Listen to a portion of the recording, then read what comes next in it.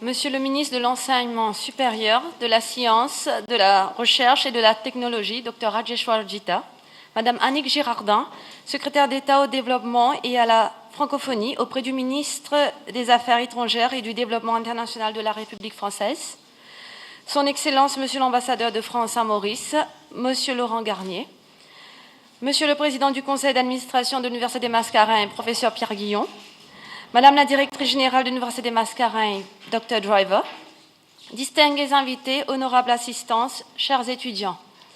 L'Université des Mascarins est honorée de vous accueillir et vous souhaite la bienvenue sur son campus de Rose-Île.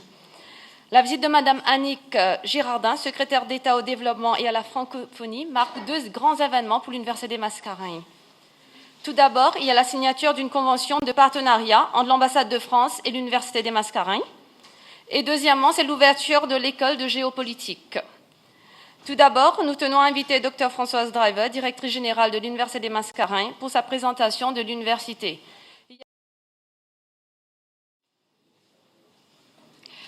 Merci. Distingués invités, chers collègues, chers étudiants, dans le cadre de la visite de Madame Annick Girardin, c'est un honneur pour moi de présenter l'Université des Mascarins. L'intitulé de la présentation aujourd'hui est « Faire réussir le projet de l'Université des Mascarins ». Faire réussir le projet dans nos missions intégrées en formation, en recherche et en innovation. Et dans ces trois missions, nous sommes convaincus qu'il y a une seule voie, c'est la voie de l'excellence, qui est une condition clé pour notre succès au niveau national et régional. Notre projet s'inscrit dans la vision du gouvernement de la République de Maurice qui va vers une économie et une société de la connaissance, le Knowledge Hub, qui est reconnu comme une priorité, je viens de dire, du gouvernement de la République de Maurice pour plus de croissance et plus d'emplois. Et l'UDM, comme acteur clé, est appelé à jouer un rôle central pour cette réussite. Le schéma de la présentation, rapidement, je ferai un bref historique de l'Université des Mascarins, notre vision, nos valeurs, nos choix et objectifs stratégiques, les orientations générales de l'université, en formation, en recherche et innovation, l'importance pour nous de tous les personnels, conclusion et les remerciements. L'Université des Mascarins est née d'une fusion de deux institutions offrant des diplômes au niveau Bac +2, nommément l'Institut supérieur de technologie de Rose-Île, là où nous nous trouvons en ce moment, qui était beaucoup plus axé en ingénierie et informatique, et le Swami Dayanand Institute of Management, qui se trouve à Pamplemousse, qui était beaucoup plus axé sur le management et l'informatique. Après donc 17 ans d'existence, ces deux institutions étaient en mesure de réaliser leur plein potentiel en enseignement et en recherche, partageant des valeurs et des missions communes. En septembre 2012, donc, l'Université des Mascarins a été créée et l'inauguration officielle de l'Université des Mascarins a eu lieu le lundi 2 septembre 2013 par le Premier ministre de la République de Maurice. Notre vision pour l'université, elle est ambitieuse. D'ici la prochaine décennie, l'Université des Mascarins entend se classer parmi les toutes premières universités pluridisciplinaires de la région, visant ainsi à devenir le premier choix des étudiants, des enseignants et chercheurs de Maurice et des pays voisins. Le mot-clé tournera autour de l'excellence en enseignement, recherche et innovation, et cela, bien sûr, passera essentiellement par le pluridisciplinaire. Nos valeurs, donc, l'interdisciplinarité, afin de promouvoir la mobilité entre les disciplines. L'école de géopolitique en est un exemple. Se diversifier, de se différencier d'autres universités par l'innovation. Cultiver la qualité, et là, la mise en place de notre Corporate Quality Strategy est une preuve concrète de notre engagement vers la qualité. La responsabilité effective, la transparence et la bonne gouvernance à la direction de l'université est essentielle. Et nous voulons aussi être comptables de nos résultats, évaluation donc par une évaluation constante, continue de notre performance en nous basant sur des indicateurs et normes internationaux. Nos choix et objectifs stratégiques sont les suivants. Promouvoir la qualité et l'efficacité de nos programmes d'enseignement, fournir les compétences dont a besoin le marché du travail, investir dans la recherche et l'innovation, s'ouvrir à l'international et travailler à l'avancement et au bien-être des collectivités. Afin de promouvoir la qualité et l'efficacité de nos programmes d'enseignement, donc les spécifications donc de nos diplômes, nous avons une double diplomation internationale européenne et mauricienne. Nous pratiquons le bilinguisme, l'anglais et le français au niveau de nos cours, et nous sommes calqués sur le cursus européen LMD, et nous faisons aussi une évaluation continue de nos cours. Notre deuxième objectif stratégique est importante. Elle est commune à toutes les missions de toutes les universités. Fournir les compétences dont a besoin le marché du travail. Et les cursus de l'Université de Mascareignes sont professionnalisants. Les stages sont obligatoires pour tous les niveaux de formation. Et les cursus sont établis avec le monde de l'entreprise. Nous offrons aussi des cours non diplômants en formation continue, des cours de recyclage. Et nous avons aussi des executive programs. La recherche et l'innovation, il n'y a pas d'université sans recherche et sans innovation. Et là, la force vraiment de l'Université des Mascareignes, nous voulons bien sûr la forger dans l'interdisciplinarité. Donc, nous aurons le partenariat avec le monde de l'entreprise, y compris les petites et moyennes entreprises. Et nous allons bien sûr promouvoir le transfert de technologies avec la création de différentes start-up. S'ouvrir à l'international. Nous avons, l'Université de Mascareignes, un partenariat privilégié avec l'Université de Limoges, et c'est l'expérience de coopération qui a été extrêmement porteuse pour l'Université des Mascareignes. Nous allons favoriser encore plus les échanges d'enseignants-chercheurs nord-sud, sud-sud, les échanges de post-doctorants et l'accueil d'étudiants étrangers sur notre campus. S'ouvrir à l'international, comme je disais, est essentiel. Et la circulation, bien sûr, des cerveaux est ainsi encouragée. C'est un atout précieux pour le transfert et le partage du savoir. Et là, bien sûr, l'intensification de la coopération crée les conditions favorables de l'ouverture à l'international.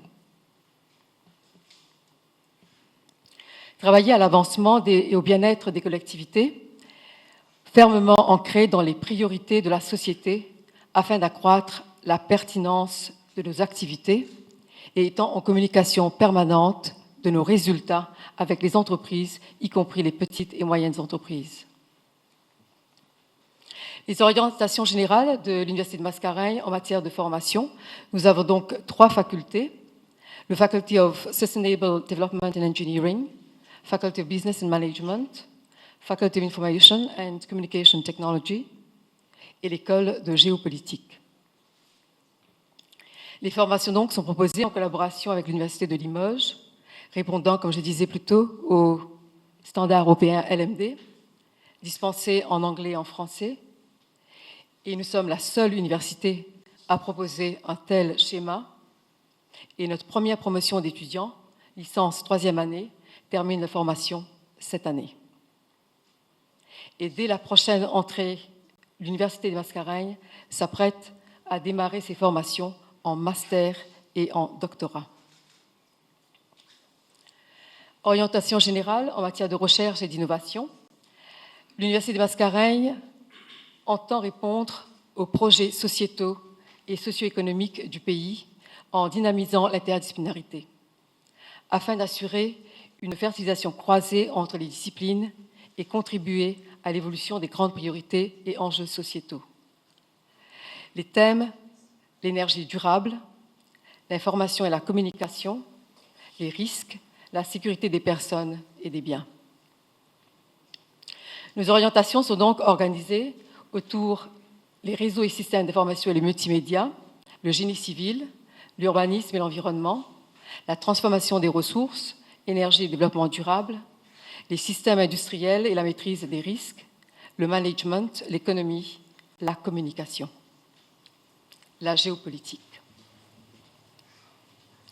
Comme appui à la recherche et l'innovation, les actions concrètes qui ont été prises par l'Université Mascareigne, un appel à projet qui a déjà eu lieu autour des orientations de l'université, en prenant et en mettant l'accent sur l'innovation, l'interdisciplinarité, la création de l'école doctorale, la création de l'Institut pour la recherche et l'innovation interdisciplinaire IR2I. Échange d'enseignants-chercheurs dans des laboratoires français. L'importance de tous les personnels est importante à notre projet de l'Université des Mascareignes. Pour réussir notre projet, la contribution de tout le personnel est significative. Le personnel académique, le personnel administratif, le personnel technique. Et une compréhension commune des objectifs visés de l'université est importante.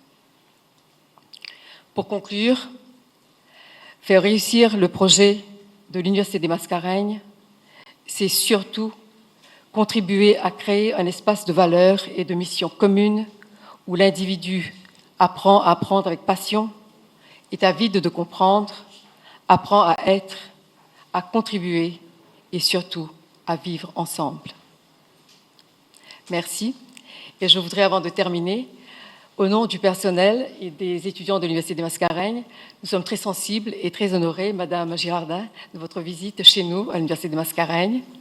Nos sincères remerciements pour votre temps d'écoute. Nos sincères remerciements à l'honorable Dr Rajesh Jita, ministre de l'Enseignement supérieur, de la Science, de la Recherche et de la Technologie, pour votre disponibilité, votre enthousiasme et votre soutien constant à nos projets. À son Excellence, Monsieur l'ambassadeur de France à Maurice, Monsieur Laurent Garnier, pour votre soutien. Au professeur Pierre Guillon, président du Board of Governors et les membres du Board de l'Université des Mascareignes. Merci.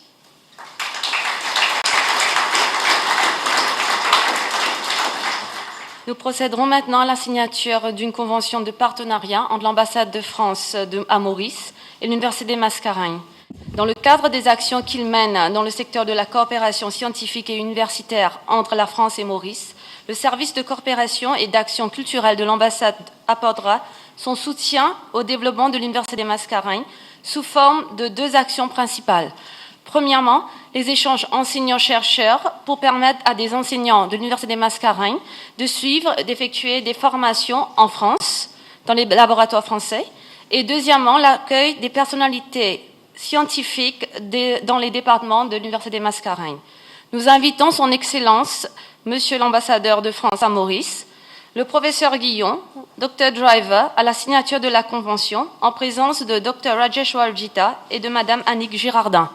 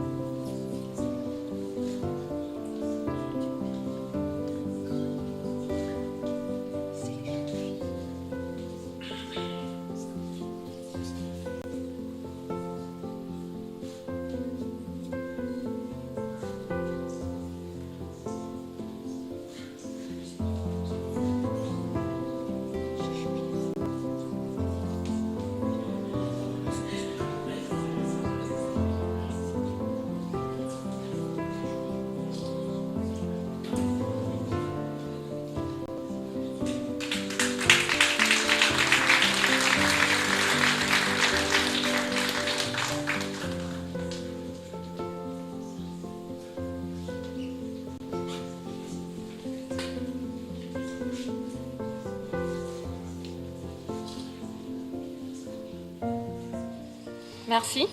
Nous avons l'honneur et le privilège d'inviter Madame Annick Girardin pour son discours. Merci.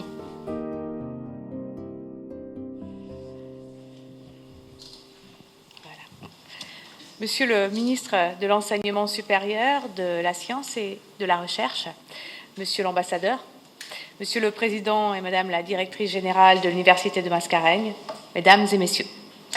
C'est pour la secrétaire d'État au développement et à la francophonie que je suis, mais aussi pour l'élu d'un archipel à la charnière entre le monde anglophone et francophone, Saint-Pierre-et-Miquelon, en Amérique du Nord, un très grand plaisir de visiter votre pays.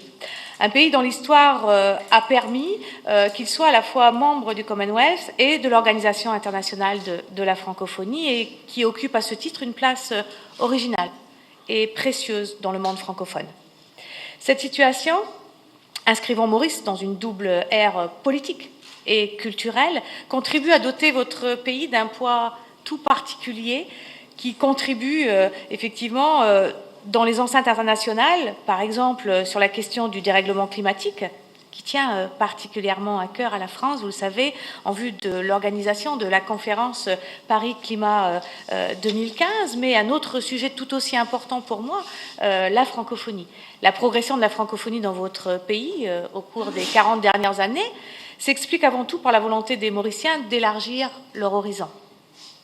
Et se traduit bien sûr aussi dans la contribution éminente qu'apportent les lettres francophones des écrivains de grand talent, comme Jean-Marie Leclésio. Défendre le français, ce n'est pas l'opposer aux autres langues, mais au contraire, et je ne cesse de le dire, c'est défendre le droit pour toutes les langues d'exister, y compris celles qui sont très locales, comme le créole ici, à Maurice. C'est ainsi surtout que la France conçoit la francophonie, pleinement inscrite dans la diversité culturelle. Le français, faut-il le rappeler, est à ce jour une des rares langues parlées sur les 5 continents. Je me plais à le rappeler. Le dynamisme démographique et économique de l'Afrique permet d'envisager que plus de 750 millions de francophones pourront être atteints dans le monde en 2050.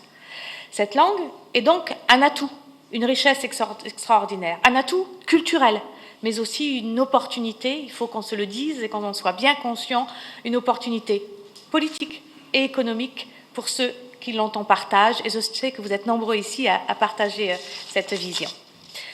En créant une université bilingue, ambitieuse, résolument tournée vers l'excellence, vous l'avez dit, de la recherche, de l'innovation technologique et l'articulation avec le monde de l'entreprise, Maurice affirme plus que jamais sa confiance et son ancrage dans la francophonie à l'échelon régional, mais aussi mondial.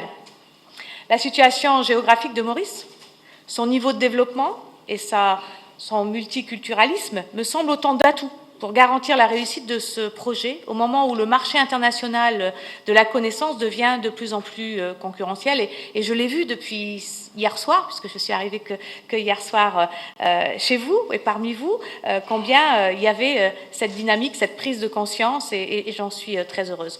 Votre jeune université est en effet certainement la seule dans cette partie du monde à proposer à ses étudiants une offre d'une telle qualité et d'une telle variété, appuyée sur une double reconnaissance des diplômes, vous l'avez dit, qu'elle va délivrer.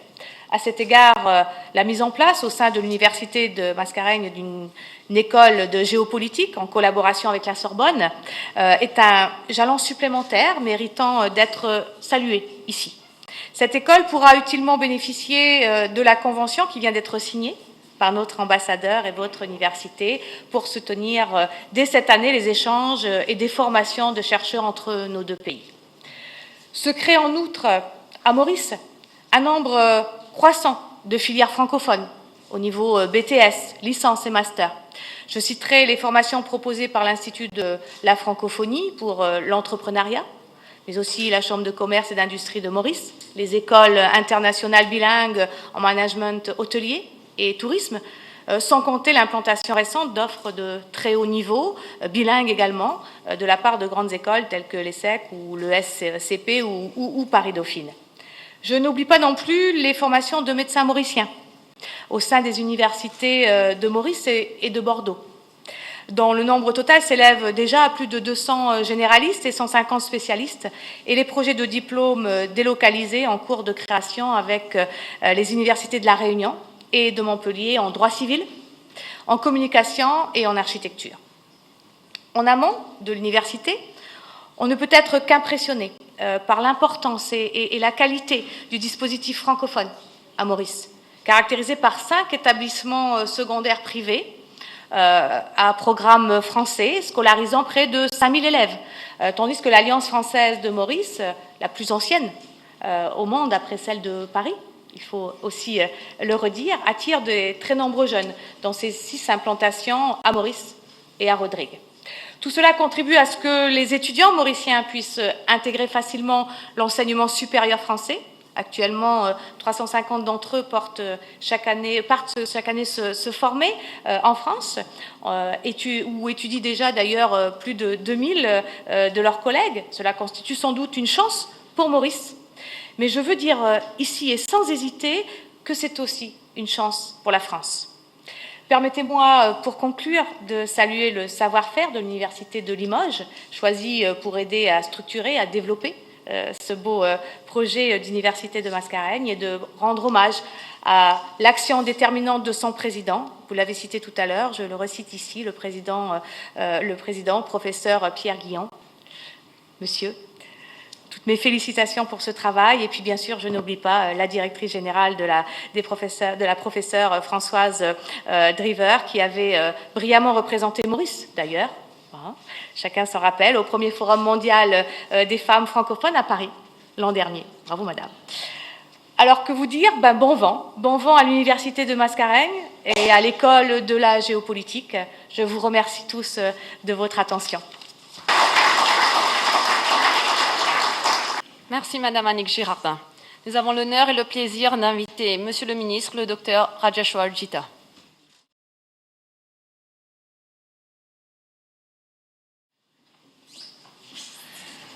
Merci. Madame Annick Girardin, secrétaire d'État au développement et à la francophonie auprès du ministère des Affaires étrangères et du développement international de la République de France. Monsieur l'ambassadeur, notre très cher ami, professeur Pierre-Yves Guillon, président de notre merveilleuse institution ici, l'Université de Mascareigne, le professeur Driver, directrice générale, distingués invités, membres du personnel académique et non académique, chers étudiants. Je voudrais tout d'abord remercier Madame Girardin, Madame la ministre, Madame la secrétaire d'État au développement et la francophonie d'être présents parmi nous. Alors, je vous demanderai d'applaudir très chaudement Madame la ministre.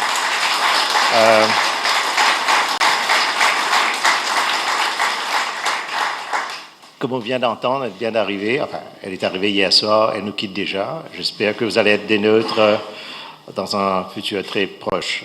Alors, je vous demanderai d'applaudir aussi le professeur Polia. Le professeur Polia et Madame la présidente de l'Université de Limoges, qui n'est pas avec nous aujourd'hui. Et bien sûr, notre ami, Monsieur Brusseau, il est là quelque part, et qu'on connaît très bien. Et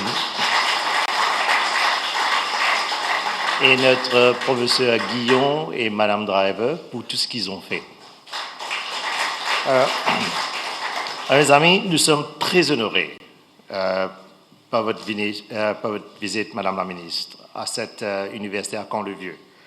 Cette institution représente un excellent modèle du partenariat qui existe entre la République française et la République de Maurice dans le domaine de l'éducation, comme on vient de le souligner. Comme vous le savez, l'Université de Mascareigne a pris la relève de l'Institut supérieur de technologie qui a pendant de longues années bénéficié du soutien du gouvernement français, et en particulier le support académique de l'Université de Limoges. Cette université que j'ai eu le privilège de créer en quelques années de cela, en 2012, pardon, excusez-moi, ça passe très vite, démontre la vision du gouvernement mauricien dans le domaine de l'enseignement supérieur. Cette vision, telle que nous avons formulée dans notre plan stratégique, est de transformer le pays en une économie basée sur connaissance. Nous croyons fermement dans l'égalité des chances et nous voulons promouvoir l'accès à une éducation universitaire de qualité aux jeunes mauriciens. Peu importe quel est votre statut social, il faudrait qu'il y ait cet élément de chance. Madame la ministre, peut-être je pourrais nous rappeler ici, quelques années de cela, le Premier ministre avait décidé de s'assurer que tous les jeunes puissent aller à l'école, que ce soit primaire, secondaire ou tertiaire. Et il a fait de sorte que le transport public est gratuit à Maurice, dans le souci à ce que tout le monde puisse avoir cette chance. Par ailleurs, afin de maintenir la croissance, de faire face aux défis de changement climatique, promouvoir la sécurité alimentaire et améliorer la qualité de vie de ses habitants, le pays a besoin de développer des compétences et favoriser l'innovation et la recherche. Nous voulons aussi contribuer, même modestement, au développement des compétences dans cette région du monde, spécialement en Afrique. Et ça a déjà commencé. On a environ 2500 élèves qui viennent de l'Afrique pour faire des études supérieures ici à Maurice. En fait, c'est pour cette raison qu'en 2010, le Premier ministre décida de créer un ministère qui s'occuperait principalement de l'enseignement supérieur, à part entière. Je me souviens, en 2010, je pourrais partager ça avec Madame la ministre, parce que je peux comprendre les difficultés des politiciens, je n'avais pas de bureau. Mon bureau était un conference room d'une agence qui tombe sous ma responsabilité. Et un de mes meilleurs amis journalistes m'appelait un SDF. Ça, c'était en 2010. Dès lors, nous avons créé 2 nouvelles universités, l'Open University et l'Université de Mascareignes. Cette université est la première institution à Maurice offrant des programmes LMD, c'est-à-dire licence, master et doctorat, s'inspirant du système français. Et c'est par design, c'est ce qu'on voulait avoir à Maurice, parce que les autres universités qu'on a sont basées sur le système anglo-saxon. Et il y en a pas mal des jeunes mauriciens qui s'inscrivent dans le système français. Et maintenant, il y a cette opportunité aussi. La première promotion d'étudiants de licence 3e année est maintenant sur le point de terminer leur formation, qui sera sanctionnée par un double diplôme, comme ce qu'on vient de mentionner. Et c'est bon de savoir que les élèves auront un diplôme mauricien et un diplôme européen, c'est-à-dire l'Université de Mascareignes, de Caen-le-Vieux, va offrir des diplômes de l'Université de Limoges. Et tout ça, c'est grâce à notre très cher ami, M. Gilles Brousseau, professeur Guillon et Mme Polia de l'Université de Limoges. Nous avons eu la chance d'avoir en tant que directeur, comme on vient de mentionner, le professeur Pierre Guillon, qui a donné à cette institution une fondation solide. Et je peux dire ça devant tout le monde. J'ai une petite connaissance dans ce domaine-là et j'ai vu le bon travail qu'il a fait pendant une très courte durée. L'université s'apprête déjà à démarrer ses formations en master et en doctorat à la prochaine rentrée. Ici, je dois faire ressortir que dès sa prise de fonction en tant que directeur général, le professeur Pierre Guillon n'a cessé de mettre l'accent sur la recherche et l'innovation. Et je sais qu'en très peu de temps, l'université a lancé des appels à projets et a créé l'Institut pour la recherche et l'innovation interdisciplinaire, je pense qu'on a mentionné ça tout à l'heure, et une école doctorale, une grande première ici à Maurice. L'université prend une expansion tellement rapide qu'il a fallu lui trouver des nouveaux locaux. Et on a pu lui trouver un bâtiment pas trop loin d'ici. Et ce bâtiment, qui se trouve à quelques kilomètres d'ici, à Stanley, aura une école doctorale. Alors peut-être géopolitiquement, ça pourrait faire sourciller beaucoup, mais anyway, ça c'est une chance qu'on a eue. Juste à côté d'ici, il y aura une école doctorale. Nous avons de nombreux projets pour faire avancer l'enseignement supérieur à Maurice, dont le lancement des programmes sur l'ingénierie des automobiles. Et je pense qu'on pourrait commencer ça, j'espère, cette année-ci ou peut-être au commencement de l'année prochaine. L'ingénierie d'équipement médical, medical engineering. On a fait pas mal de progrès ici à Maurice, Madame la Ministre, mais on a beaucoup de challenges aussi. Dans ce petit pays, on a presque la moitié de la population mauricienne souffre du diabète, ou peut-être sont prédiabétiques. Alors, le professeur Guillon a eu l'idée de voir à ce qu'on puisse maîtriser les technologies nouvelles, le MRI, CT scan, ainsi de suite, et ça va être basé à Pamplemousse. L'autre jour, le Premier ministre a fait la pose de la première pierre du bâtiment, et ça va être pour le professeur Driver et le professeur Guillon. on aura ces spécialisations ici à Maurice même, et bien sûr en collaboration avec l'Université de Limoges. Il y aura aussi, les jeunes vont aimer savoir que le professeur Guillon est en train de nous encadrer pour créer une école qui va se spécialiser dans la nanotechnologie. Et ils vont commencer des cours l'année prochaine. Il y aura aussi un Space Center. Et aussi, on va faire un commencement sur la gestion du Big Data. Je ne connais pas la traduction. Comment? Les bases de données, du Big Data. Et aussi un centre qui se concentrera sur le tourisme et le développement durable. Alors, ce sont des domaines qui s'orientent vers l'avenir, puisque le développement technologique fait d'énormes progrès. Ce sont aussi des domaines sur lesquels nous pouvons établir des partenaires avec les institutions de recherche en France. Je compte donc sur votre soutien, Madame la Ministre, afin de créer d'autres axes de partenariat pour faire progresser la recherche et l'enseignement de qualité à Maurice. La signature de cette convention aujourd'hui est d'une valeur hautement symbolique. Je vous en remercie, Madame la Ministre et Monsieur l'Ambassadeur. Et ça ne peut être que du bon présage.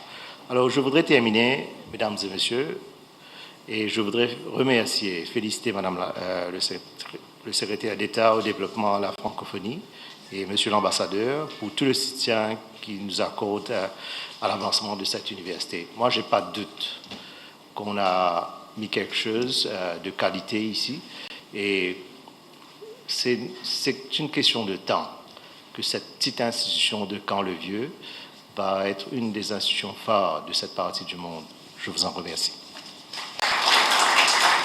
Merci, Monsieur le Ministre. Nous appelons à présent Dr Shafiq Osman pour une présentation de l'école de géopolitique.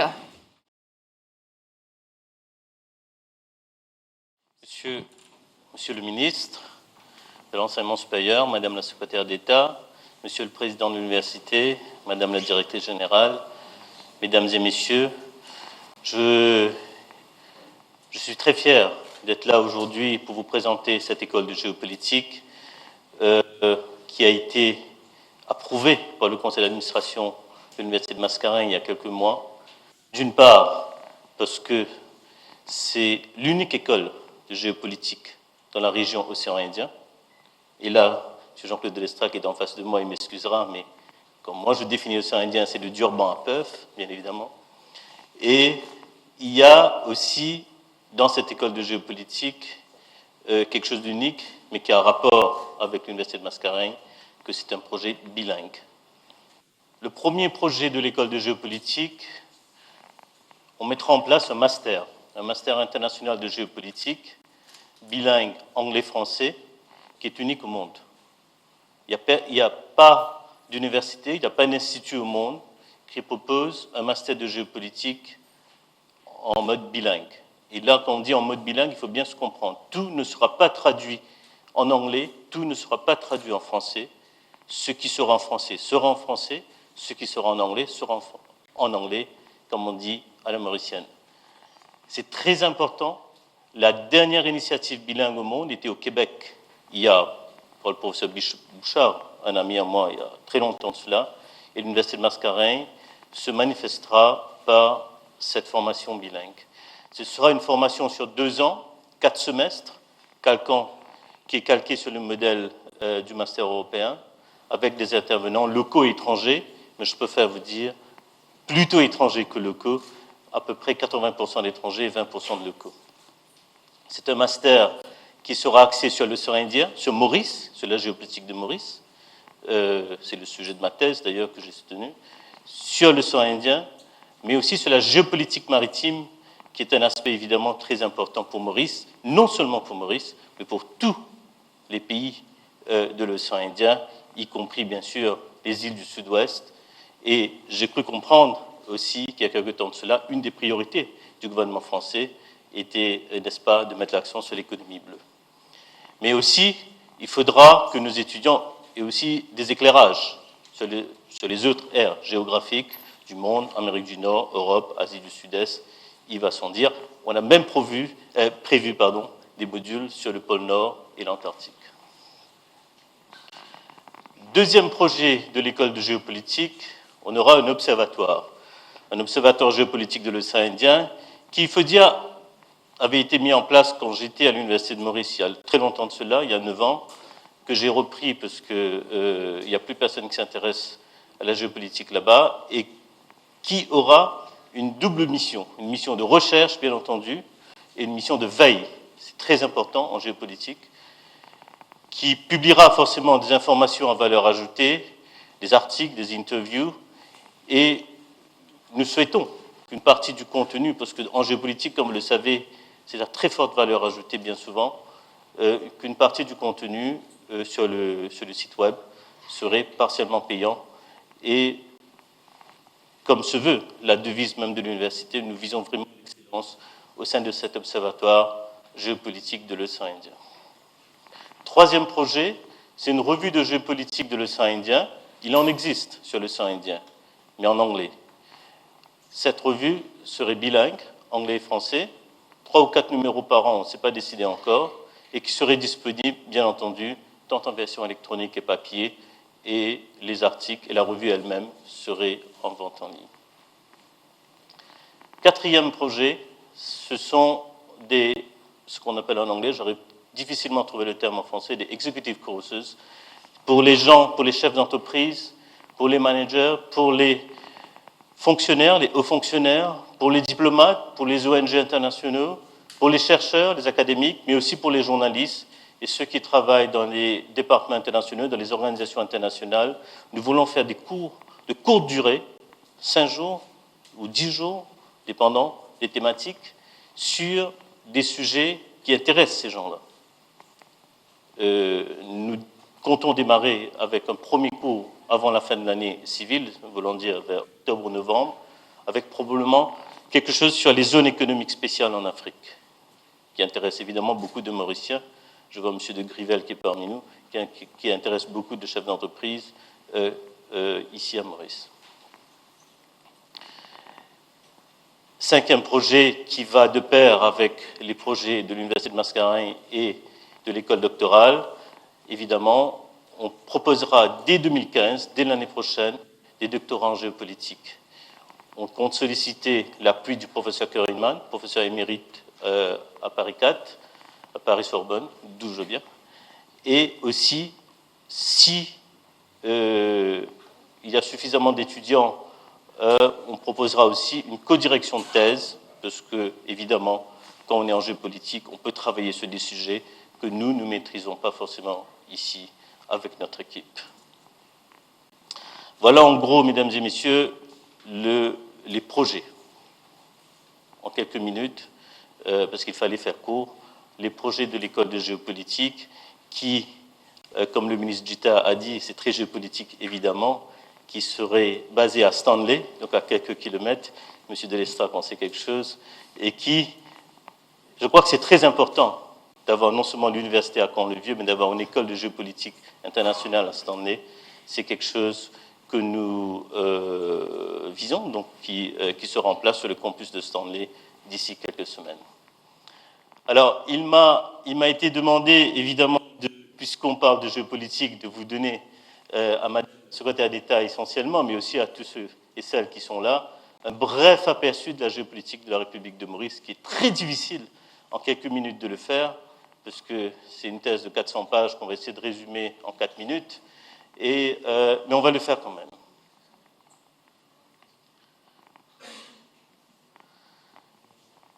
Il y a 2 aspects.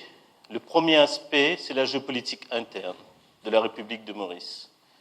Le rapport de l'île Maurice, Mainland, Island of Mauritius, qui est inscrit dans la Constitution de Maurice. Il y a beaucoup de gens qui croient que ce n'est pas inscrit. C'est inscrit. Island of Mauritius ou Mauritius Island, c'est inscrit. Donc, rapport de l'île Maurice avec les autres territoires de la République. Rodrigue, les Chagos, Tromelin, Saint-Brandon, Agaléga. C'est des rapports pas faciles, c'est des rapports souvent difficiles. Il y a des contentieux, notamment avec Tromelin, avec la France sur Tromelin, avec la Grande-Bretagne sur les Chagos. Il y a aussi des rapports difficiles aussi avec Rodrigue, par moments, ça a été très difficile avec Agaléga. Et il y a aussi d'autres questions très intéressantes à traiter au niveau de Saint-Brandon, de l'archipel de Saint-Brandon. Deuxième point, mais là on va très vite, c'est les questions des communautés. Comme vous devez savoir, Madame la secrétaire d'État, dans la Constitution de Maurice, enfin du moins, je ne sais pas pour combien de temps, peut-être quelques semaines ou quelques mois encore, il y a 4 communautés qui sont inscrites dans la Constitution qui ne sont pas des communautés homogènes. Il y a la communauté sino-mauricienne, la communauté musulmane, donc par rapport à la religion, la communauté hindoue par rapport à la religion, et la population générale. En tant que chercheur, je le dis, c'est une sorte de un peu fourre-tout où on met, si on n'est pas ça, ici et là, population générale. Alors, c'est une question très épineuse que le gouvernement mauricien, évidemment, travaille d'arrache-pied pour résoudre ce problème. L'État a pris des engagements pour résoudre ce problème, mais il y a des questions sur les communautés très importantes. Et en tant que chercheur, évidemment, je suis allé très profondément au niveau, pas des communautés, mais des sous-communautés, des sous-sous-communautés. Et dans certains cas, je suis arrivé à 5 niveaux, des dénivellements jusqu'à 5 niveaux. Et il y a, en tant que chercheur, en tout cas, c'est fascinant, mais ça explique aussi beaucoup de problèmes. Troisième point, c'est la problématique des terres et les questions connexes. Avec tous les projets fonciers, tous les grands projets fonciers, je dirais depuis une dizaine d'années, et même plus, il y a comme un redessinement de l'île Maurice, surtout. On ne parle pas là de Rodrigue ni de la Galéga, mais surtout de l'île Maurice. Et c'est très intéressant. Votre visite est très courte, mais pour ceux qui sont là, ils savent, il y a eu énormément d'infrastructures routières qui ont été faites ces dernières années. Et c'est très lié à la géopolitique interne, parce qu'aujourd'hui, pour sortir du sud pour aller au nord de l'île, on met peut-être une trentaine de minutes aujourd'hui, ce qui n'était pas le cas encore il y a quelques années, où on mettait 1 heure, 1 heure et demie, voire 2 heures. Aujourd'hui, pour sortir du centre de l'île pour aller au nord, on met une dizaine de minutes. Pour sortir de Camp-le-Vieux, du campus de Camp-le-Vieux au campus de Pamplemousse au Médayanan, moi je mets une vingtaine de minutes, 25 minutes, ce qui était le double avant. Donc ça, c'est un aspect très important, capital, concernant la géopolitique, mais aussi, quand je dis problématique des terres, c'est tous les projets d'IRS, d'Integrated Resource Scheme, RES aussi, et toute un peu cette nouvelle ville, au fait qu'ils ne sont pas des villes, mais qui se sont créées ici à Maurice, avec aussi des enclaves par moment. Et cinquième point, c'est Maurice, terre en Afrique. Je dis bien c'est entre double guillemets, bien entendu. Après, je suis ravi que M. Via, mon ami l'ambassadeur de Madagascar, est là. Donc après, ce que Madagascar a signé avec Maurice il y a une dizaine d'années, peut-être maintenant, au niveau des terres à Madagascar, qui ne sont plus exploitées, il faut dire. Maurice a eu des terres aussi au Mozambique. Maurice a eu des terres au Congo-Brazzaville. Et je pense qu'il y a aussi des négociations ou quelque chose qui se fait au niveau du Gabon. Donc Maurice possède des terres, entre guillemets, bien entendu, en Afrique. Et c'est utilisé aussi par des chefs d'entreprise mauriciens, mais aussi par d'autres entreprises qui se sont installées dans l'offshore mauricien et qui utilisent aussi ces facilités. Donc ça, pour schématiser, c'est la géopolitique interne de la République de Maurice, pour faire très vite. La géopolitique externe, elle est plus classique. Donc il y a évidemment le lien ombilical avec l'Inde, ombilical entre guillemets, parce que c'est ce que M. Béranger disait il y a plus d'une dizaine d'années de cela. Il y a aussi évidemment l'ancienne Île-de-France, donc on ne peut pas l'ignorer. L'événement d'aujourd'hui est un exemple flagrant de ces rapports avec la France. Il y a les rapports ambigus avec la Grande-Bretagne, surtout concernant la question des Chagos, mais aussi concernant d'autres questions. Les affinités Maurice-Chine sur diverses questions économiques et autres. Il y a les rapports discrets avec les États-Unis. C'est des rapports très discrets. Les États-Unis ne sont pas très visibles à Maurice, et je pense que c'est délibéré. Il y a aussi un peu ces nouvelles relations avec les pays comme le Japon, qui revient en Afrique, qui revient dans la région, avec Singapour, qui est le modèle, un des modèles, ou peut-être le modèle même pour le gouvernement, avec l'Afrique du Sud, et la Turquie, qui veut vraiment avoir un pied dans l'océan Indien et dans cette région du monde. Ils sont déjà à Madagascar d'ailleurs, et ici à Maurice. Évidemment, il y a des questions, il y a les rôles et positions de Maurice au sein des organisations régionales, que ce soit au niveau de la COI, la SADC, de l'Indian Ocean Rim Association, la COMESA, l'Union africaine, et aussi la dernière visite du Premier ministre mauricien en Inde est un exemple au niveau du SAAESC qui regroupe les États du sous-continent indien. Donc voilà, Madame la secrétaire d'État, Monsieur le ministre, en résumé, un bref aperçu, mais vraiment très vite, de ce qu'on peut appeler la géopolitique de la République de Maurice. Merci.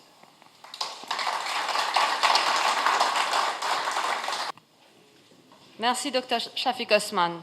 L'Université des Mascarins invite Madame Annick Girardin et Dr Rajeshwar Gita, en présence de Monsieur l'ambassadeur de France à Maurice, de Professeur Pierre Guillon et de Dr Driver à l'ouverture de l'école géopolitique. Il y aura d'abord le dévoilement de la plaque commémorative, ensuite celui du site web de l'école géopolitique.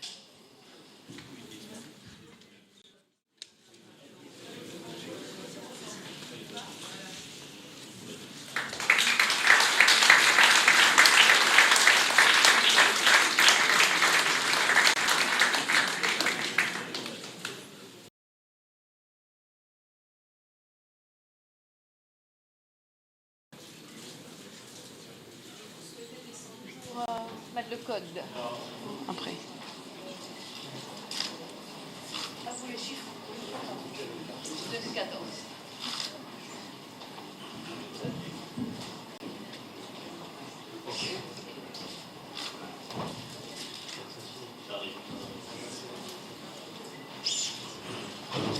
Voilà, c'est marrant.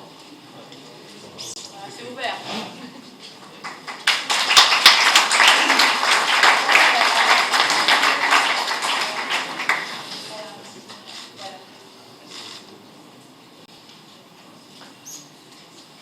Donc, Madame Annick Girardin et Dr Rajeshwar Gita par Neha Daniel et Madame Malini Ankadou.